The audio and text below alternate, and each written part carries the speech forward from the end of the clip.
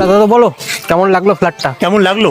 তুমি বলে 2 BHK, ঠিক আছে, আর ভেতরে একটা মুরগি থাকার মতো জায়গা নেই। আরে কি বলছো কি দাদা? আরে 10টা ছাগল নিয়ে সংসার করতে পারবে। কি ভুল বলছো? তুমি ছাগলের সংসার করবো আমি? আর তুমি কি বলেছিলে ফুল এসি রুম, আর ভেতরে একটা পাকা ঘটর ঘটর করে ঘুরে যাচ্ছে। আচ্ছা এটা বলো তো, চল কতক্ষণ আসবে? ওই সকাল 6টা অবধি। আমি 10 সময় ঘুম দিয়ে উঠি বাড়ি থেকে। আর রেন্ট কত বলছো তুমি?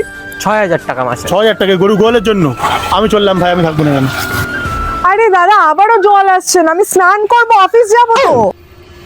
যখনই পড়েছে নজর আমি তো হয়ে গেছি তো। আচ্ছা দাঁড়াও দেখছি, যাও দেখছি। ধুর, প্রতিদিন একই সমস্যা। দাদা বলছো ওই মেয়েটা কে গো?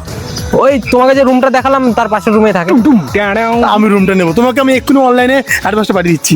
না না, এখন আর রুম দেওয়া যাবে না। ভাই ভাগো এখান থেকে, ভাগো। জানো প্লিজ রুমটা জানো। আরে ভাই বলছি না, ভাগ এখান থেকে। দাও না আমার রুমটা প্লিজ, রুমটা দাও। আমি বেশি টাকা দেবো, দাও না।